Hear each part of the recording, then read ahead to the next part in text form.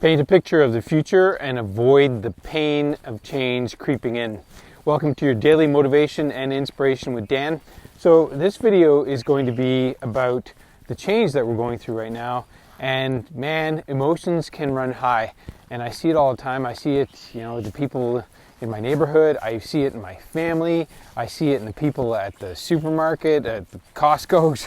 It's people lining up, and there's a lot of emotion, and people don't even know what to think or say, or even to make eye contact. But if there's one thing that I can tell you that I've learned, and I listen to a lot of great leaders and teachers that talk about emotions and change and how we can manage that best, especially with children. If you have young children, or if you interact with young children, they let their emotions out, and you can see it. They wear their emotions on their sleeves, and man, they want to get those emotions out. And we as parents sometimes stop that, but I don't recommend that.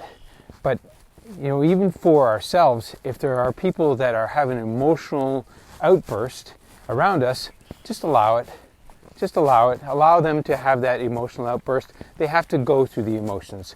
There's a great movie called Inside Out, and it shows how our emotions run our lives.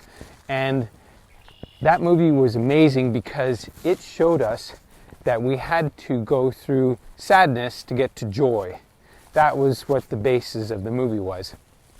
So we have to go through emotions, sometimes ones that don't feel good, to get to ones that do feel good. So we have to let these emotions out. We can't bottle them up and hold them in. I mean, if we have something we want to say or something that we're upset about, we should say it. We should get it out. And you can write it down, or you can say it out loud, or you can say it to the person that you're, that's involved, but don't, whatever you do, don't point your finger at them and blame them, because then you become a victim. You give them power, and that doesn't work. You don't want to give anybody else power just because you're a being that has a lot of potential, and when you give away your power because you blame somebody, then you don't take responsibility, and then it creates a whole cycle and a whole bunch of after effects. So anyway, as we appreciate this beautiful view here, this calm pond this morning, and the birds and the rabbit that just walked away over here, or ran away, hopped away, didn't even run. Think about that. What are you going through right now, the changes? And if you don't want to go through so much pain of change, then think about the future. What will your life look like after this is all over? What will your life look like after things have shifted and things have lifted?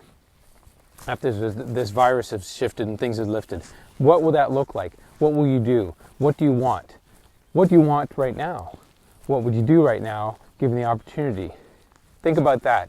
You don't want to go back to your old ways. This is an awakening, and I honestly think that we need to wake up, because there's a lot of stuff going on. People were too comfortable. The whole world in many ways was very comfortable, and this is a discomfort, and it's here for a reason. We need to wake up. We need to wake up. We need to look around our world differently. We need to think about things differently. Material things we cannot take with us. We can't take them with us. They're not that important. Relationships, health, and well-being, that's important. So hopefully this message resonates with you. If it does, comment below. Let me know. Don't be shy. And as always, thanks for watching, and I'll see you on my next video.